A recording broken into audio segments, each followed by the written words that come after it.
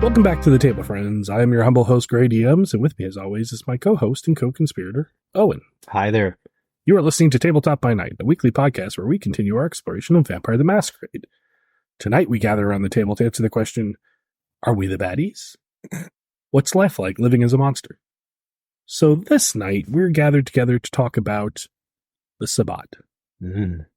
So you're going to join us as we dive into a topic that we are not super familiar with.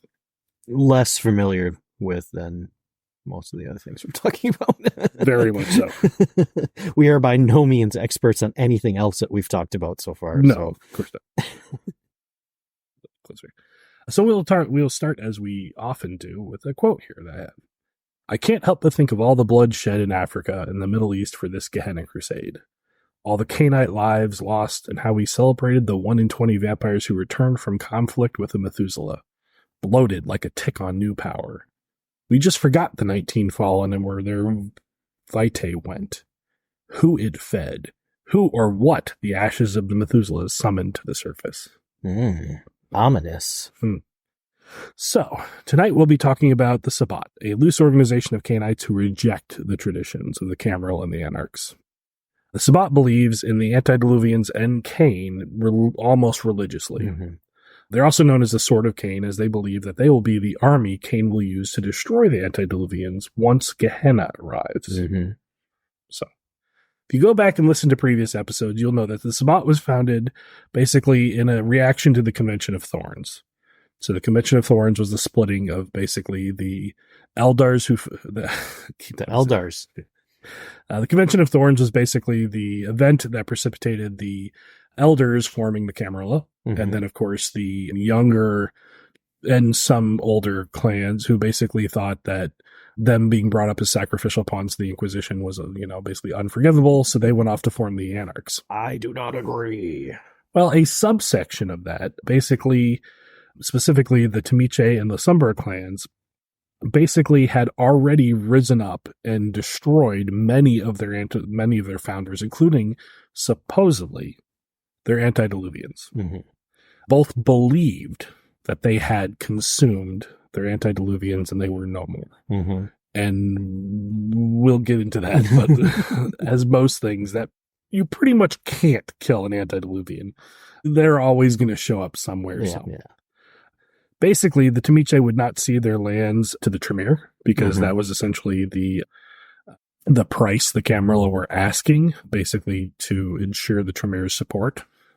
And though Sombra basically had invested too much in the revolt against the elders to basically surrender. There's apparently a pretty good quote here from one of their representatives in the council or the Convention of Thorns that I came to negotiate, not surrender. Delegations of both clans met at the island of Majorca and began their own negotiations, aided by several malcontents among the Anarchs who refused to surrender to the elders and did not share the views of their main clan. Others joined to escape the practice of the blood bond, among them the venerable elders like the Malkavian and the Tremere and the Ventru, basically, who would become Antitribu. So, basically, malcontents, the disenfranchised, but also the powerful people who basically saw an organization of their peers or their slightly betters forming and not dealing with both the real threat that they saw that the antediluvians and basically ancient Methuselah would be, and also basically just a rejection of the control that they were going to start exerting throughout the history.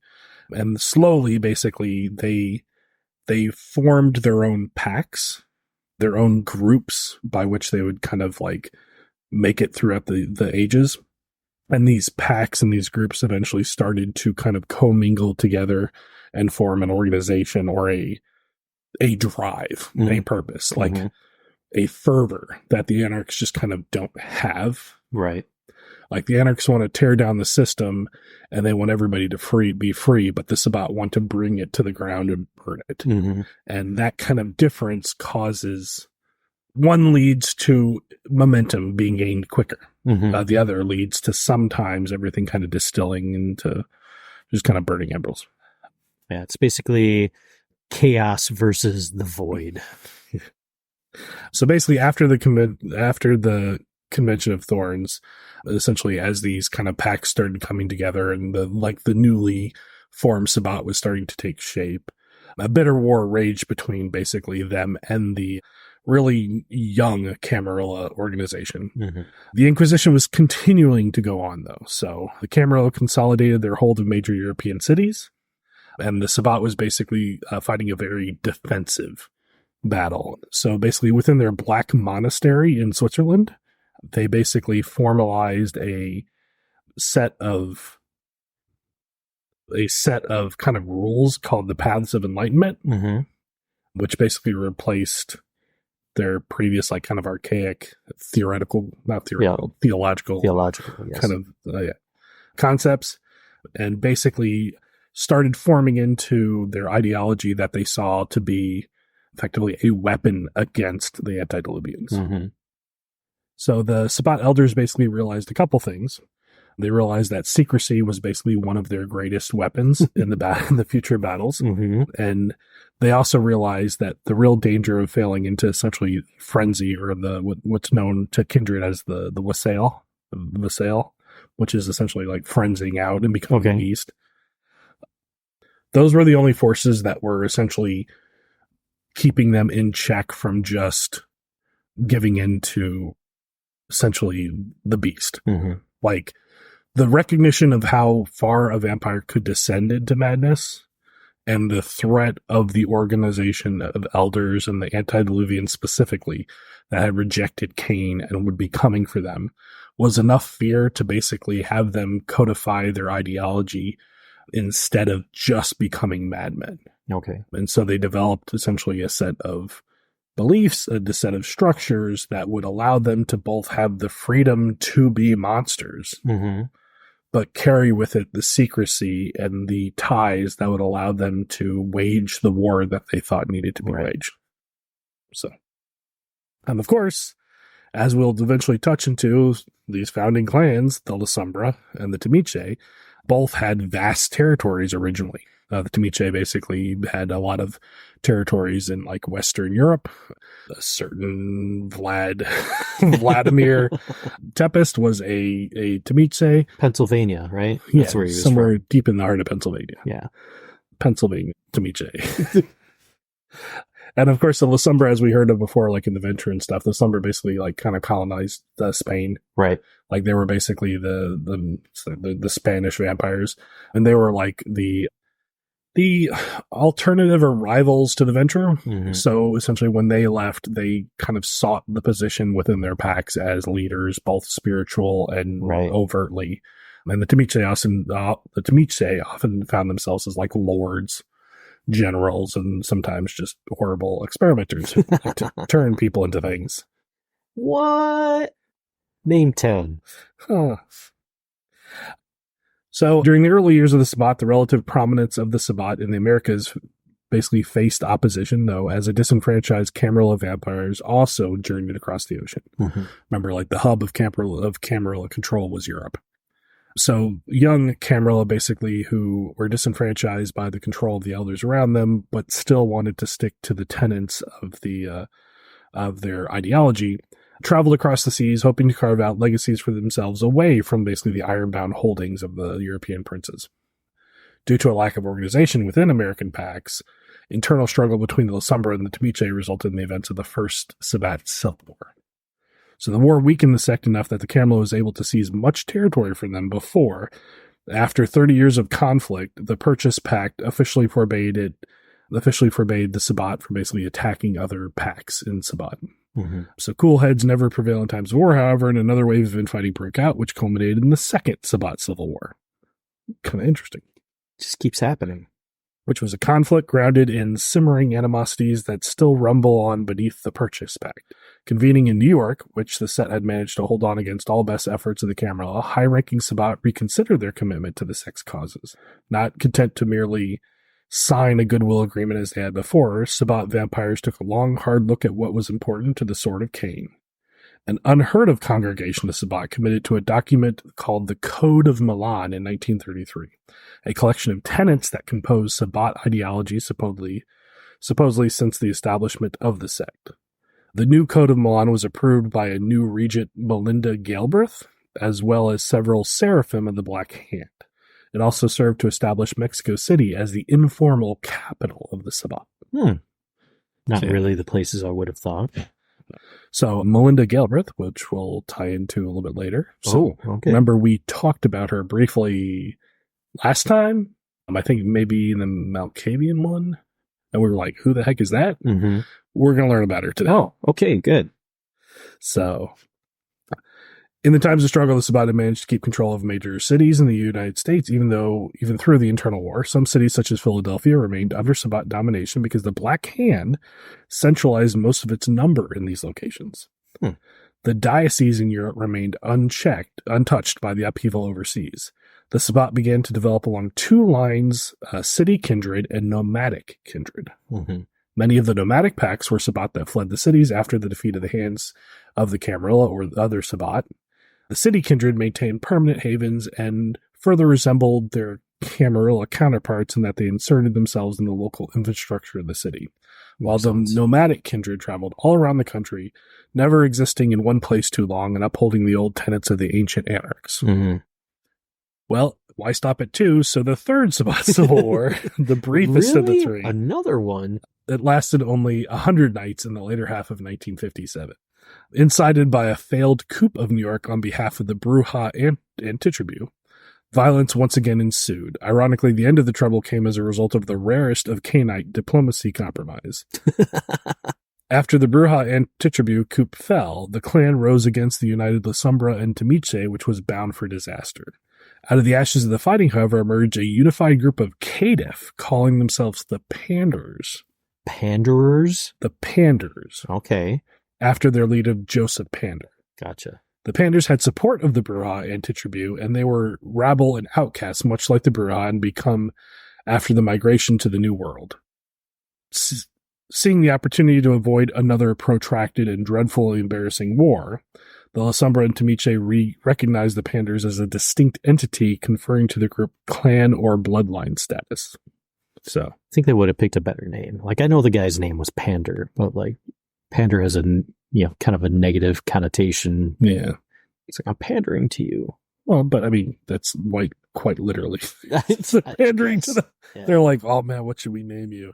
Bootlickers, under our heel. Your name's Joseph Pander? Oh, that works. Perfect. Let's just do that. Damn right, we're panders. Yeah, okay. Sure. So after the rise of the Second Inquisition and the start of the Gehenna crusade in the Middle East, the Sabbat had basically given up controlling the cities of America and flocked to the war zones of the world. However, most Sabbat domains are still out of bounds to the Camarilla. A Gehenna war between the Camarilla and the Sabbat is being waged in the Middle East and the disputed regions of Ukraine. The conflict began as the majority of the Sabbat abandoned most of its domains to wage a war that they perceived to be a preemptive crusade against the coming of the antediluvians. Wouldn't that be funny if that's why the Ukraine war is going on? Right. Man, just saying those elder Bruja adventures. That's literally what it is. It's like, oh, they fired missiles at the power plant. No, an elder woke up. No, Baba Yaga showed up. There you go. So, in response to this aggression, the Camarilla began fighting them back in order to preserve the masquerade and to protect torpid Methuselah from any Sabbat war parties who may confuse them for antediluvians. Or just a tasty snack. Right.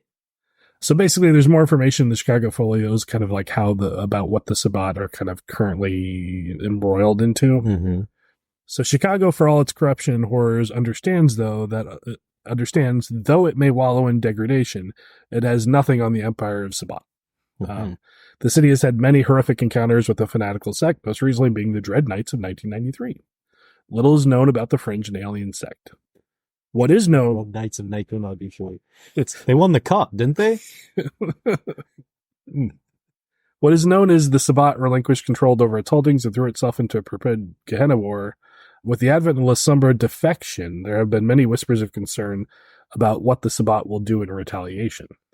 To help the Sombra in their quest to join the Camarilla is to potentially put a target for the Sabbat on your back. The Chicago Sabbat have become a cell organization, perpetuating atrocities by some Byzantine design. These cells have become known as the Seven Fires. The surviving cells not called off during the Gehenna War destroyed by Edward Neely or killed by the defecting Lusumbra. This is likely a name given to them due to their ferocity, related to the brutal rite, often connected to fire, their appalling games, or something to do with the number of operatives or groups known as packs. The Seven Fires leave nothing but carnage and perplexing propaganda in their wake.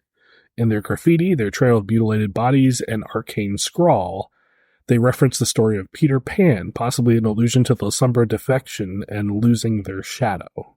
These Cainites are appearing close and closer to the Chicago border, emerging in more rundown or economically suburbs. Okay. Yeah, we need to do some editing on this. What befell the Sabbat in the United States is still broadly a mystery. Pacts disappeared, the hierarchy dissolved, and many of the Cainites remaining in place lost their grip on reality and stability as their purpose disappeared. While most kindred try to resist the beckoning, Sabbat vampires go towards it. In the Sabbat, the Black Hand, it's revealed that the Gehenna War is not only focused in the East, but all over the world. All right. So let's talk about their culture. Okay. Sounds like there's a lot of culture in there, and they're not even really sure about it. Yeah. I think they're basically the clan that if they ever were unified, that, they would have, if they had ever been able to unify coherently, they would have probably won. But unfortunately, infighting is kind of built into their MO. Yeah. Like it's basically, once you get big enough, it's designed for your underlings to come disagree with you and create a fight and have a civil war. So the Sabbat has many ways of identifying its members. The sect has an official color, which is purple. Oh, royalty. An official symbol, which is an inverted ankh. And dozens, if not hundreds, of specific signs, passwords, and gestures that theoretically let one member identify another. In practice, few Sabbat can recognize more than a few of these signs. That's what I was thinking, because they're it's like they're all sitting at home. It's just like, I'm gonna make up my own language, and they do like that weird S, but they put a line through it. It's just like, that means this is this place is under my control. And then another Sabbat sees it, it's like, what the fuck is that? So most learn to identify one another by face at rite or other sect gathering. Typically, only a bishop or archbishop will be able to positively identify any vampire in their domain as Sabbat or non-Sabbat. In the case of nomadic packs, even this becomes a chore. Additionally, each of the individual packs in the Sabbat can assume their own particular symbol, gesture, or way of identifying themselves. So it's just designed to fail. Pack members who are undercover have even more obscure and hard to spot ways of making their identities known or passing along information. I really feel like these guys need to, I don't know, go to spy school or something like that, but it's hire a brand manager. Yeah. Actually, that's even better, where it's just like, hey, we're going to focus on a common alphabet here, because you guys are using Arabic, you guys are using Chinese, and I'm not learning Chinese and you're not learning Arabic. And this is all just kind of just screwing us up. And you know what that sounds like? What's that? A forced civil war to me. What are we up to? 4 or 5? How many until we get a free sub? Do we get a punch card here? You get a punch card. Yeah. Oh, I see you've got a punch card with 3 punches on that, but your punches are all X's, and we only accept punches that have holes in it. That's another civil war. So it's become quite of an affectation among younger Sabbat, particularly those of Clan Lusumbra, to wear crucifixes somewhere on their person, a necklace, an earring, or even a tattoo. The irony of being damned but bearing the symbol of salvation is a source of great amusement to these vampires, especially if the bearer is a pack priest. Older, more mature Lusumbra regard the practice as irritating and outright blasphemous, even if they wear such a cross themselves. Their argument is that the neonates do not believe in their own damnation or in God's immortal power over their souls. I like the Sabbat. We should do a Sabbat game. Hey, it's starting to fit in a little bit. Many neonates in the sect wonder why they have to bother with all these trappings of espionage. It's not the Sabbat's mission statement to tear down the Camarilla and its masquerade and rule humans openly. Is it not the Sabbat's mission to do that? Sabbat elders who lived through the Inquisition do not dignify these questions with an answer, or even bishops are hard-pressed to come up with a convincing response. The typical attitude is that being a true Sabbat is a matter of importance and distinction. You do not want just anybody coming in and claiming all the rights and privileges of Sabbat without having proven themselves first.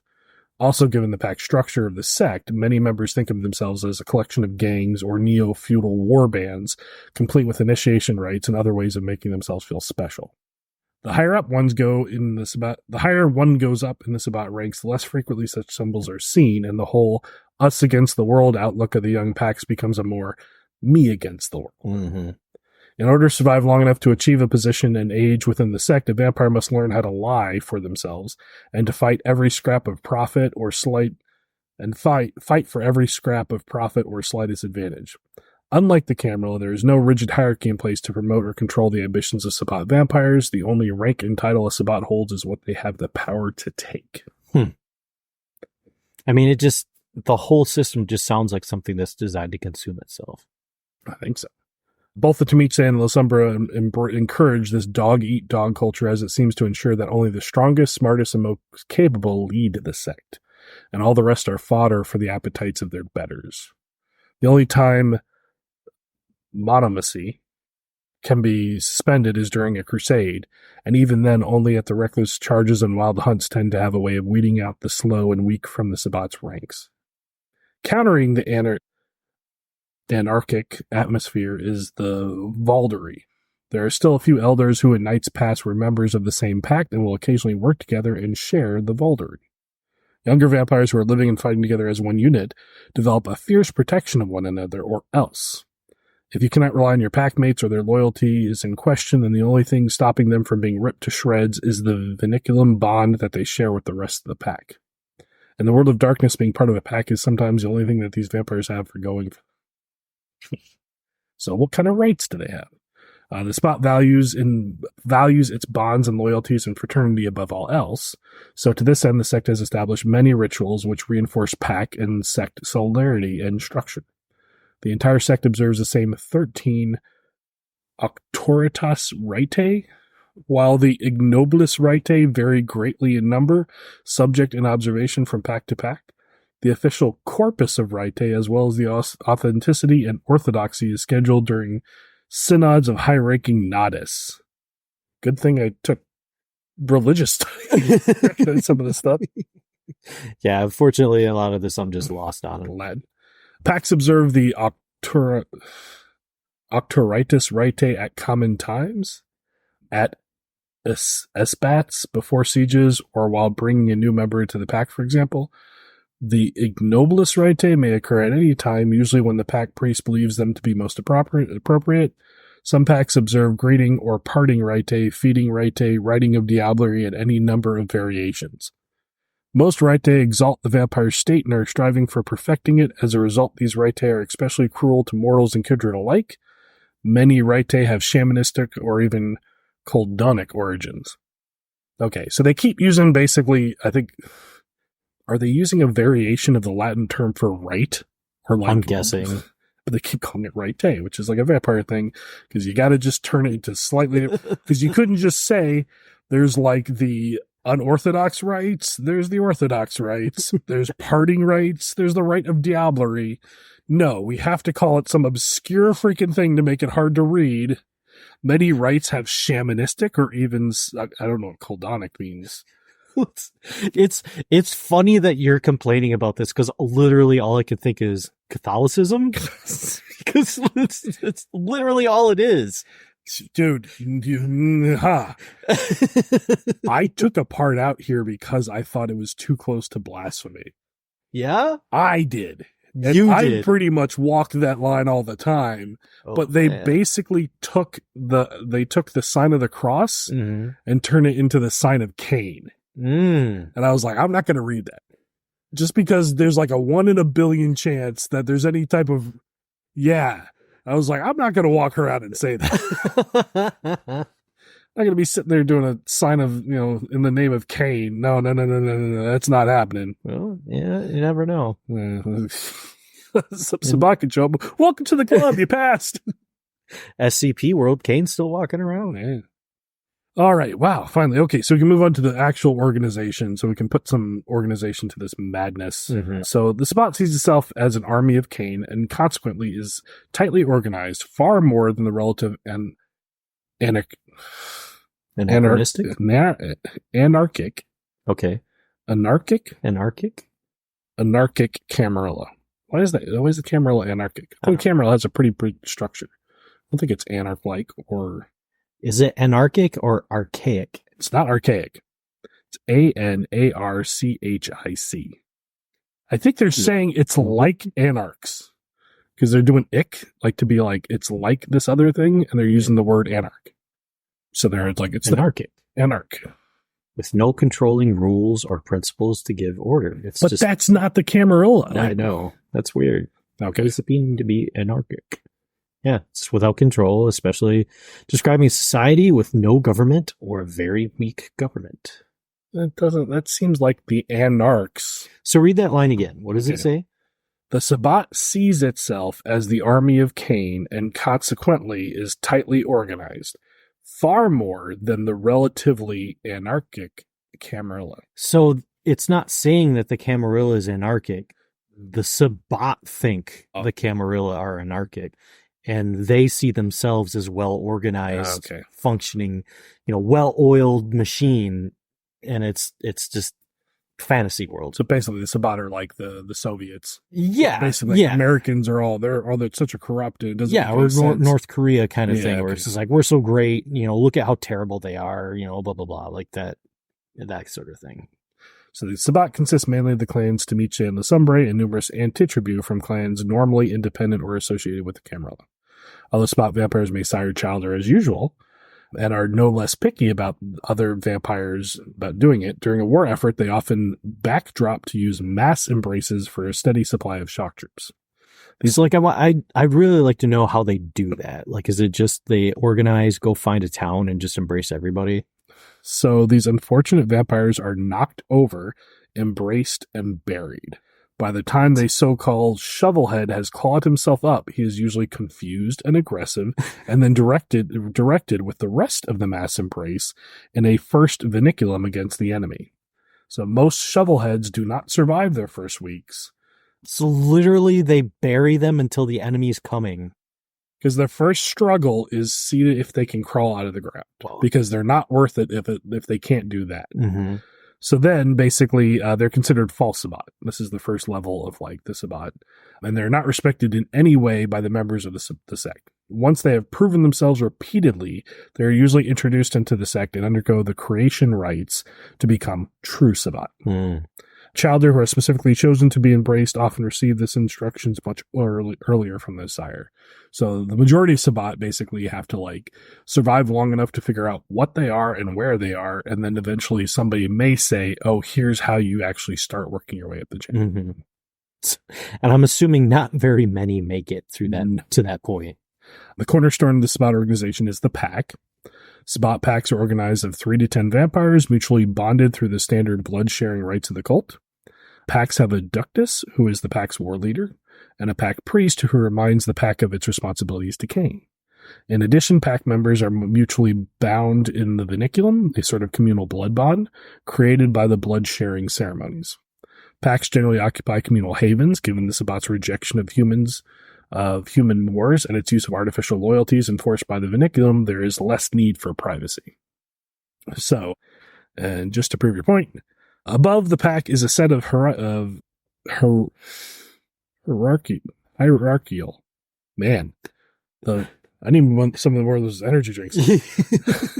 Hierarchical titles, specifically mocking the titles of the Catholic Church. Gotcha. Bishops oversee multiple packs and may have a specific portfolio. Overseeing bishops are archbishops, generally holding a position analogous to analogous.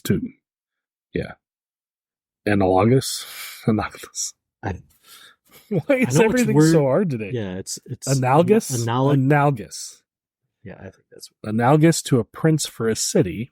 Above the archbishops are the cardinals, who oversee large geographic regions, such as Canada or the Eastern Seaboard, and who comprise the consistory, the governing body that selects the regent.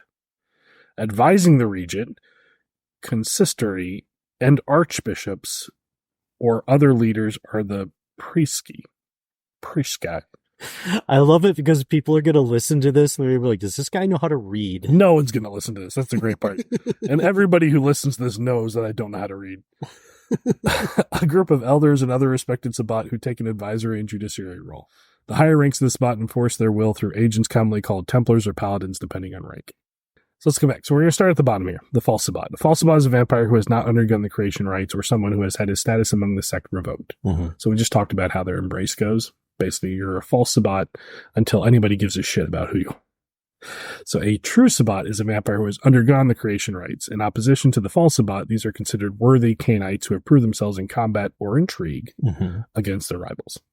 The typical attitude is that being a true Sabbat is a matter of importance and distinction. You don't want just anybody coming in and claiming all the rights and privileges of the Sabbat without having proven themselves first. Right. Also, given the pack structure of the sect, many members think of themselves as a collection of gangs or non-neo-feudal war bands, complete with their own initiate rites and other ways of making themselves feel special. Seems like they copy-pasted part of that. Yeah, I think anyway, so the true Sabbat is basically they're like, oh, hey, we recognize you. Mm-hmm. Like, okay, you're part of us. We get it. So you still don't have a title, but basically that is like the base of considering yourself. In fact, probably a lot of people who are false Sabbat, like if they walked around and they survive long enough to claim that they're Sabbat, they're either going to get killed or introduced. So then I kind of feel like it's a whole thing too with a bunch of different war bands and things like that. It's almost like a bunch of mercenaries kind of thing. Oh, yeah. And also you got to remember too that there's like a lot of the Sabbat are anti-tribute of other clans that like are like Bruja and stuff that would once part of the Camarilla and definitely now part of the Anarchs. So when you have like a Lasombra or Temice leading them, there's not going to be a lot of respect there. Right. You know, they're like, you're like this, you're part of the enemy's clans, but we're on your side. Like, are you really? Is your entire clan part of the Sabbat? No, it's not. So then there is as we kind of just mentioned before, the Ductus, which is a title held by a Sabbat vampire who acts as the leader of an individual pack. So, which is more of a position of honor than one of responsibility. They're kind of like a gang leader. Ducti, which is basically the plural, lead through the force of personality and fear. And one that oversteps this bound is likely to be taught a painful lesson. So I have a feeling that's kind of like the theme of the Sabbat is you are going to be taught a painful lesson. Just, yes, many painful lessons. If you're lucky. Because if you or unlucky. I mean, I guess if you're lucky, like that first painful lesson was your last and you just died. I get it. Yeah. True. That might be the luckiest members of the Sabbat. So basically the Ducti, the title is highly subjective one, sometimes held by the meanest thug in the pack, while acquired through merit or ritual combat at other times. They decide the logistical affairs of the pack, and though wise Ductus usually give careful ear to their pack mates' voices, they can also be like basically strict, kind of like lead the pack into basically death. And so then there's the priest. So the priest is a title held by a Sabbat vampire. They're the leaders of the sect's rites in a given pack. So I'm not going to perform that word otherwise. It's not rite. That's dumb. It's right. It's right. That's fine. Let's just call it right from now on. Priests are a fundamental piece of the Sabbat pack, the spiritual leaders of the pack, and the priest is second in command to the Ductus, although this is not always true. They officiate all the rituals and ceremonies observed by the group and are often create a few of their own for like use of the pack. Usually all packs have at least one priest, rarely some large packs have two.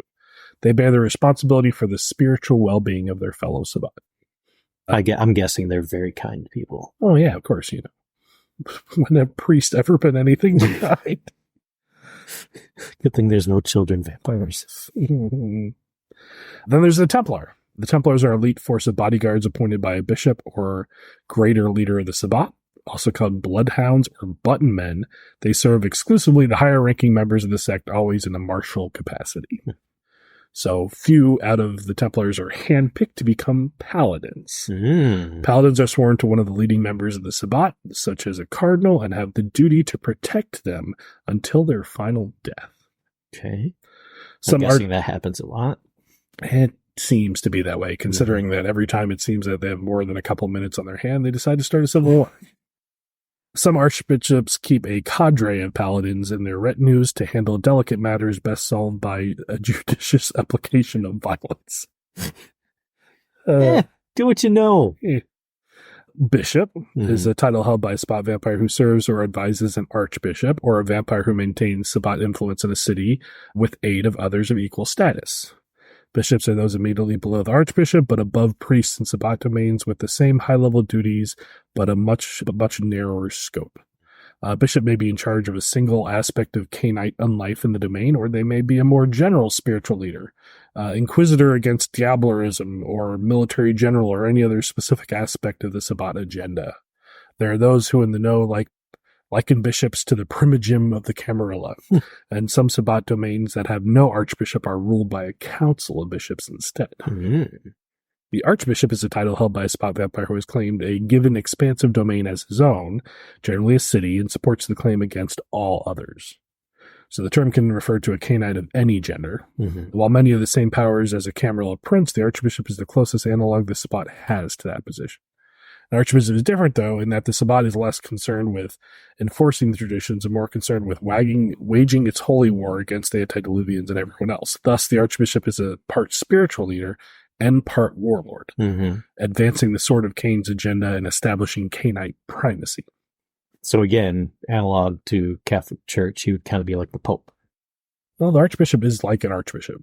The archbishop is like an archbishop. Yeah, because archbishop basically, like in Catholicism, is going to be like in charge of, like, I think the archbishop who rules over Michigan, like also, I think they consolidated to where they also do a couple other states. Okay. So there's like a council of archbishops that are like the head of, well, so they report to, I think, the cardinals who like are like the head of America. Gotcha. American, and then they go and talk to the Pope. Okay. Is there a Pope in the Sabbat? No, they specifically stop. Well, they call it a regent. Gotcha. I think they call it a regent. We'll get to it. Okay. The Prisci. Priscus is a title held by a Sabbat vampire that acts as an advisor to the local authority figures of the sect with no formal role in internal politics, but great practical influence. Masters of manipulation, Prisci outserve the Sabbat by advising archbishops and cardinals. The position of Prisci is more honorary than functional. They possess great insight, but little official power. Nevertheless, Prisci move among powerful circles and often possess a respectable personal prowess as well. One does not earn a consultory position if he is weak or foolish. The Prisci act as a board of directors for the regent, similar to Camarilla City's primogen, advising the regent and the cardinals about the affairs of the sect. So they're kind of like a lobbyist a bit. Yeah, like if that was like an official position, not just like something that people do. Yeah, they're definitely like the council, like the president's cabinet. Right. You know, where like because they don't hold an official title, they can't walk and tell an archbishop what to do. Right. But like the archbishop's going to listen to them, because if they don't, something bad's going to happen. And then finally, so there's a cardinal. Cardinal is a title held by the Sabbat vampire who oversees sect affairs in a large geographical area. As the direct superiors of the archbishops, cardinals coordinate the Sabbat in their cities and direct them in the jihad. Further, it is their direct duty to bring any cities within their territory under the Sabbat sway. Most Sabbat use see their cardinals no more than once per year, if at all, as the duties of the officials keep them in constant communication with bishops, archbishops, Prisci, and the regent herself. And finally, the regent. The regent is a title held by the Sabbat vampire who has the ultimate authority over the entire sect, ruling it from the Sabbat stronghold in Mexico City. So strange it's in Mexico City. Well, I mean, you think of it's like based off Catholicism. Yeah. That's pretty much the heart of Christian and Catholicism. Right. In the Sabbat, there's only one regent at a time, and while they do not have absolute authority, their directives are usually carried out. According to Sabbat doctrine, however, the regent is merely overseeing the sons and daughters of Cain until the Dark Father returns to lead his children himself. The regent is the president, so to speak, of this vampire sect, and each archbishop or council of bishops is ultimately accountable to his authority. So basically, they are the high end. So, give an example. This is not the current regent, but this is one of the regents, was Melinda Galbraith. Oh, wow. So Melinda Galbraith was an elder child of the Methuselah Helena and a recent regent of the Sabbat. Do we remember Helena? I think so. Helen of Troy? Yeah. The hanging out in a bar chick. Who was a fourth generation. Yeah. Yeah, so Melinda, the head of the Sabbat, is a 5th generation. Nice. Didn't think there were too many of those hanging around either. Nope. She was born in Spain. In life, she was abducted and forced to leave Europe by Helena, who embraced her in 1143. Oh, Together, she's just a young kid then. Yeah, just approaching her first. Is that AD or millennium. BC? CE. CE. Oh, Common Era. That's the new, Common Era. Yeah. Together, they traveled to Mexico with the conquistadors, where they waged war against the Aztecs. Then, without a word of warning, Helena abandoned Melinda after discovering the monstrous Bali Methuselah known as Shaitan.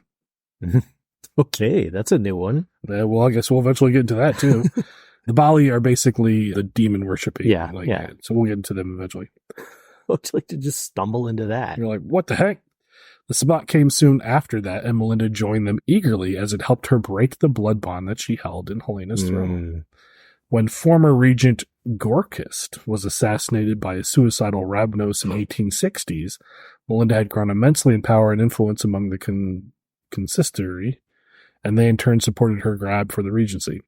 Although she was a Toreador antitribu, many in the sect believe her to be a Lasombra like her predecessors. Oh, okay. She is a follower of the status quo faction and was believed she was on the path of Cain. Before a Paula Granda in 2000, she was slain by unknown parties and was impersonated for a time by the Tamich Zachary Sikorsky, who discovered her remains and was afraid of being framed for her murder. Oh. Can pretend to be her, otherwise they're going to think I killed her. That doesn't look, suspicious at all. No. Has your voice changed? No, not at all. God damn it. I'm still Melinda. This is who I choose to be now. Except I will flesh graft you into the walls. That's not something Melinda would say. I don't think so. I thought she was La Sombra. I can make shadows too. Shadows of these tentacles. I make shadows with your corpses. Yeah, so that's the Sabbat.